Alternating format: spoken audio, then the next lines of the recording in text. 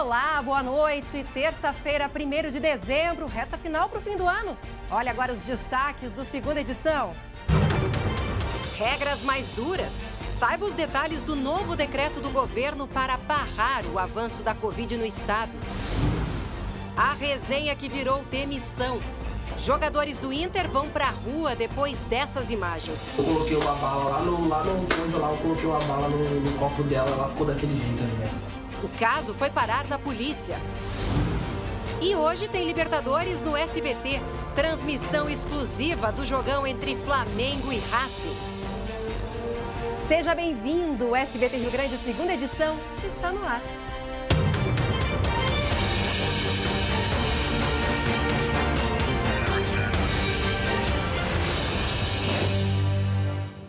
E a gente começa a segunda edição falando de Libertadores, é isso mesmo? Porque hoje tem jogão com transmissão exclusiva aqui no SBT, Flamengo e Racing às 9h15 da noite. Anota aí na agenda para acompanhar.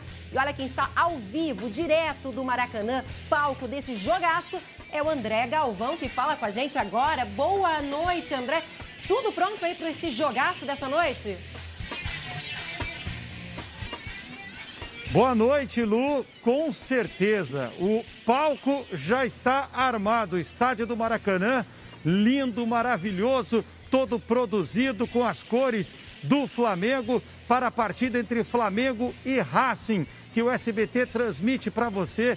Transmissão ao vivo e exclusivo a partir das 9h15 da noite. Jogo de volta das oitavas de final da Copa Libertadores da América. O público não pode vir aqui ao Maracanã, mas deixou o estádio bonito. A nação está pronta para acompanhar aqui no SBT este jogaço entre Flamengo e Racing. E olha só, Lu, a gente já tem algumas informações importantes a respeito da escalação do rubro-negro, hein? Rodrigo Caio deve voltar para formar a dupla de zaga com Léo Pereira. Há 70 dias o Rodrigo Caio não joga como titular do Flamengo. Ele sofreu uma lesão na panturrilha direita, mas vem treinando normalmente nos últimos dias e deve começar o jogo ao lado de Léo Pereira. Lá na frente, Vitinho deve ser o titular. O flamenguista estava esperando o Gabigol, estava esperando o Pedro. A tendência é que jogue o Vitinho. O Gabigol não joga mesmo. O Gabriel Barbosa, segundo o Flamengo informou hoje mais cedo, não foi relacionado para a partida. Ele sentiu a coxa lá na Argentina. Nós flagramos o momento em que ele pediu substituição, o centroavante Gabriel Barbosa, e não poderá jogar. Já o Pedro está relacionado. O Pedro, que também sofreu um desgaste muscular. Ele foi, inclusive, cortado da seleção brasileira na última vez que o Brasil jogou pelas eliminatórias, mas ele não deve ter condições para jogar 90 minutos. Então, a tendência é que ele fique no banco de reservas hoje à noite contra o Racing, Lu. Obrigada pelas informações, André Galvão, direto do Maracanã. Então, um jogo imperdível, 9h15 da noite, na tela aqui do SBT. E agora a gente segue falando sobre esporte, mas atenção para essa história. Uma conversa entre atletas do Sub-20 do Inter, postada nas redes sociais, virou caso de polícia. No vídeo, um deles fala que teria dopado uma mulher numa festa. O clube demitiu os 2 jogadores. Olha só.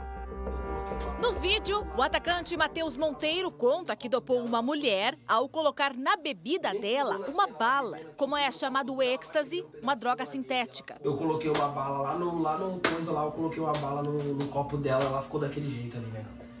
Tu nem se ligou na cena, ela bebendo aqui, eu peguei o copo dela, quebrei um pedacinho, larguei ali, ela ficou mal ali. E eu entrei pro quarto. A cena foi gravada pelo volante Luiz Vinícius, que divulgou o relato nas redes sociais. Os 2 fazem parte da equipe Sub-20 colorada. As imagens revoltaram os torcedores, que pediram providências ao Internacional. O clube só se manifestou por meio de uma nota. Sem dar explicações, o Internacional informou que rescindiu os contratos dos atletas Matheus Monteiro e Luiz Vinícius. Matheus era considerado um dos destaques do time Sub-20. Lamento, porque é um grande jogador, já treinou conosco aqui, tinha um futuro brilhante. Espero que ele possa quem sabe aí ter até uma chance por um erro, é um garoto. Nesta tarde, os atletas foram à Delegacia da Mulher prestar esclarecimentos. Luiz Vinícius saiu sem falar com os jornalistas. Matheus disse que o caso não aconteceu e que foi tudo uma brincadeira. Eles resolveram fazer lá uma galhofa, digamos assim. Simplesmente foi um bando de garotos num apartamento, eles não estavam em festa, em nada, não tinham bebido, não tinham se drogado. Simplesmente eles fizeram uma filmagem e lançaram ingenuamente na internet, que é uma coisa que tomou toda essa repercussão. Não é a primeira vez que Matheus se envolve em confusão. O paulista, de 20 anos, tem 5 ocorrências por violência doméstica registradas pela companheira. Agora, a delegada aguarda alguma denúncia para dar andamento no caso. Essa vítima precisa ser identificada. Se alguma mulher foi vítima, ela precisa nos procurar, então fazer o relato. Nós estamos investigando, nós vamos ouvir todas as pessoas que estavam na casa para esclarecer o contexto daquilo que foi dito. Essa história de garoto não cola mais, né? Já desde lá da história do Neymar. Outra coisa, se foi brincadeira, foi uma brincadeira de mau gosto. Agora, calma aí, porque a gente tem aí um histórico já por trás, 5 ocorrências por violência doméstica. Claro que a gente vai agora acompanhar as investigações da polícia, mas essa história aí de garoto não cola mais, não. Seguimos, porque já estão valendo as regras mais rigorosas do distanciamento controlado. A vacina ainda não chegou, viu? O novo decreto busca acabar com as aglomerações e eventos sociais. De olho na reportagem. Neste restaurante, mesas afastadas e protocolos rigorosos. A adaptação foi necessária para recuperar o prejuízo da rede, que tinha 100 funcionários antes da pandemia e agora só tem 30. A partir de agora, o estabelecimento vai poder funcionar só até às 10 da noite, com até 6 clientes sentados nas mesas, que devem ficar pelo menos a 2 metros de distância umas das outras. Estava numa crescente, né? E aí a gente, com o decreto, o pessoal acaba se acuando um pouco e nisso a gente acaba se refletindo no movimento, né? O comércio não essencial só pode abrir até às 8 horas da noite e com metade dos funcionários. Cinemas e teatros não podem funcionar. Nos condomínios, a área comum deve ser fechada. Missas e cultos religiosos só podem ocorrer com limite máximo de 30 pessoas. Eventos sociais estão suspensos. A permanência em parques e praças só é permitida para quem estiver se exercitando. Ficar aqui sentado curtindo a sombra não é mais possível. Neuza e Regina já não vão mais poder ficar descansando na Redenção depois do almoço, mas elas concordam com a medida. Não vai dar mais para sentar, não, com certeza. Eu acho até que ele está certo, porque tem pessoas abusando, né? Vão para a praia, fazem festa, né? É que a permanência nos locais públicos abertos, ou seja, sem controle de acesso, está proibida. O governo do estado entende que é justamente nesses lugares que as pessoas relaxam e se descuidam. No mínimo uns 3 meses que a gente não vem. O médico infectologista e reitor da Universidade Federal de Pelotas afirma que é preciso fazer o sacrifício agora para não agravar a situação. Precisamos fazer um esforço de 2 a 3 semanas para garantir que tenhamos Natal e depois o veraneio. É isso que eu peço para a população gaúcha nesse momento. Responsabilidade, gente, responsabilidade de todos nesse momento. E na Serra, a situação da pandemia coloca as autoridades novamente em alerta máximo. Nos últimos 3 dias, foram mais 7 mortes, e isso só em Caxias do Sul. E é para lá que nós vamos agora conversar ao vivo com o repórter Guilherme Fadanelli. Guilherme, a prefeitura aí, ela já definiu como é que ela vai agir na fiscalização, até porque é um assunto que o próprio governo do estado também está em tratativas com a Brigada Militar para cumprir as regras, porque não basta ter regras, né? Elas têm que ser cumpridas. Boa noite. Boa noite, Lu. Exatamente. E o plano de ação foi definido agora à tarde num trabalho conjunto de fiscais do município, da Brigada Militar e também da Guarda Municipal, Lu. A gente tem aqui, por exemplo, um trabalho de fiscalização que vai ser ainda mais endurecido. principalmente em locais públicos como praças, parques, o centro da cidade, mas também quadras esportivas, bares, restaurantes e casas noturnas. Aqui em Caxias, quem estiver sem máscara poderá pagar multa de até R$ 700. Olha só. Já no comércio, os estabelecimentos que desrespeitarem a bandeira vermelha poderão aí pagar uma multa que pode chegar a R$ 35 mil, além de ter o alvará cassado. O fato de Caxias e a região aqui da Serra ter ficado vários meses na bandeira laranja fez com que as pessoas relaxassem nos cuidados. Hoje à tarde, por exemplo, nós flagramos várias pessoas sem máscara ou com a máscara abaixada, o que dá na mesma. Ou seja, esse vai ser o grande desafio, segundo os prefeitos aqui da região, nesses próximos meses, principalmente com o calor do verão, Lu. Com certeza, né? E a gente sabe que inclusive, na Serra, há uma grande preocupação agora com as festas de Natal, Natal Luz, já tem algumas alterações. E aí, em Caxias, como é que estão os números aí na região da Covid, Guilherme?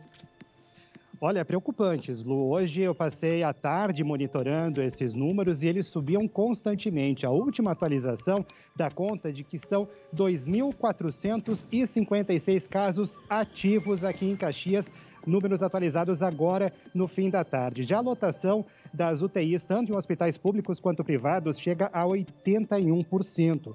Olha só, a situação ela é tão preocupante, Lu, que teve escola particular que voltou a ter aulas somente online porque os professores tiveram contaminação pela Covid. Até a Câmara de Vereadores tem sessões agora somente pela internet porque 6 parlamentares testaram positivo. Alerta e só para a gente fechar, Lu, é uma questão aqui de São Marcos, o município aqui ao ladinho de Caxias, uma mulher de 65 anos, Lu, ela acabou morrendo na madrugada de segunda-feira porque precisava de um leito em UTI, mas lá em São Marcos só tem leitos em CTI. Ela morreu aguardando na fila de espera. E só mais um dado que chegou agora, são 211 mortes aqui em Caxias desde o início da pandemia. Lu. Nossa, muito obrigada pelas informações, Guilherme, trazendo aí a situação, o panorama da Covid na Serra Gaúcha, mas que também é muito alarmante aqui em todo o estado. E agora, um recado importante para você. Fique agora com um recado importante de quem já tem sede em Porto Alegre. Estou falando do pessoal da Solução Financeira.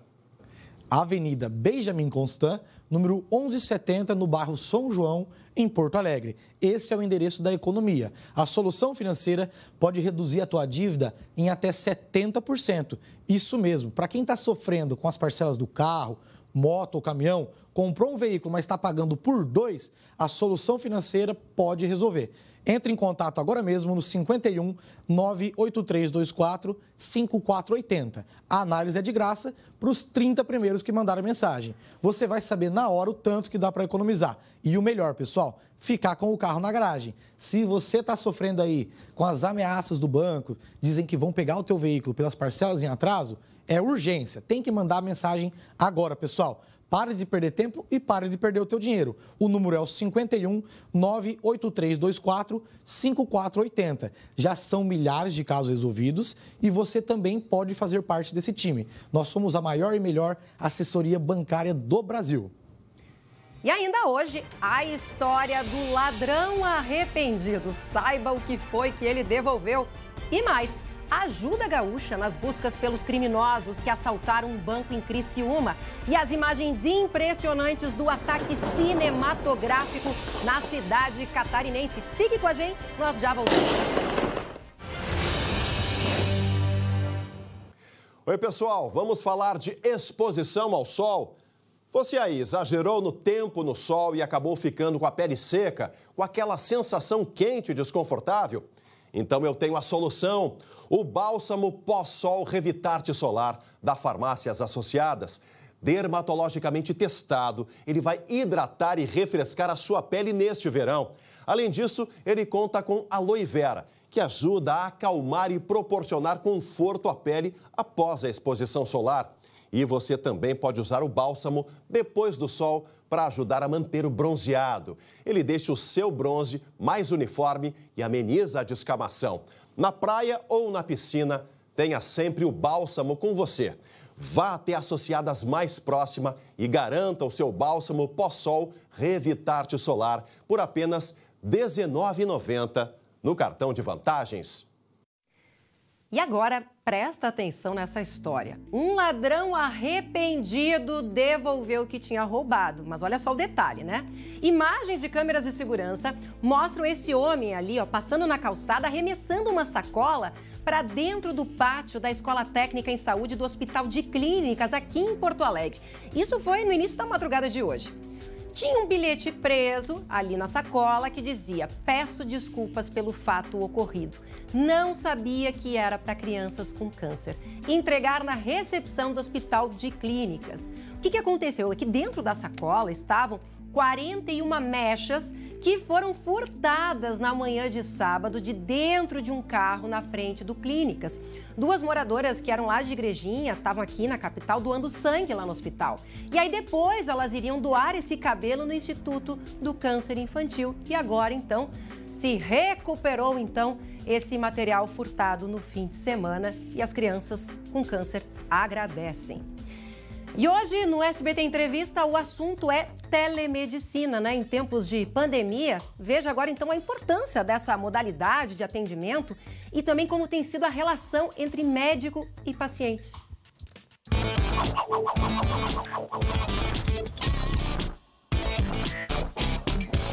Olá, agora damos início a mais um SBT Entrevista. Hoje, com a doutora Júlia Raia Kampf, que é gerente médica do CCG Saúde. Doutora, nós vamos agora falar de uma pauta importante que cresceu muito, especialmente durante esse período de pandemia que nós enfrentamos, que é a modalidade da telemedicina. Hoje, a telemedicina está inserida no nosso modelo de forma muito efetiva.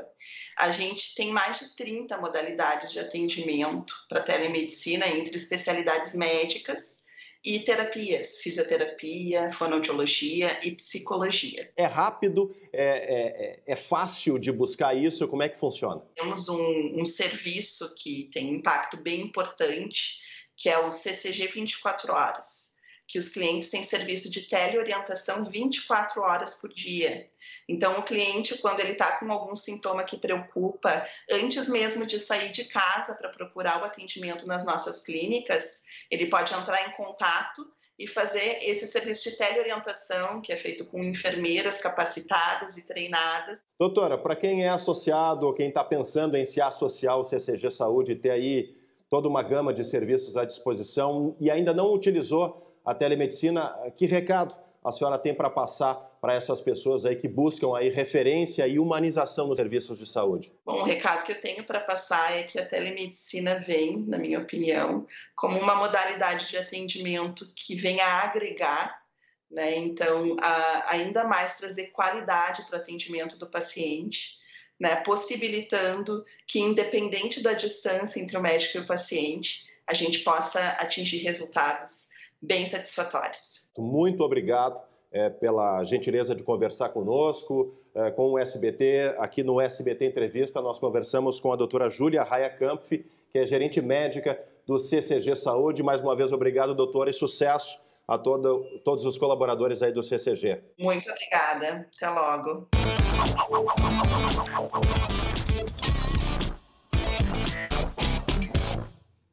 Certamente a telemedicina veio para ficar.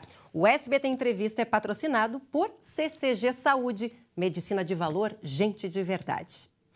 E antes de encerrar, uma última informação. A Brigada Militar colocou 200 policiais à disposição do governo catarinense e a Polícia Civil Gaúcha também está auxiliando nas investigações do ataque cinematográfico a uma agência bancária que aconteceu nessa madrugada em Criciúma, aqui no nosso estado vizinho.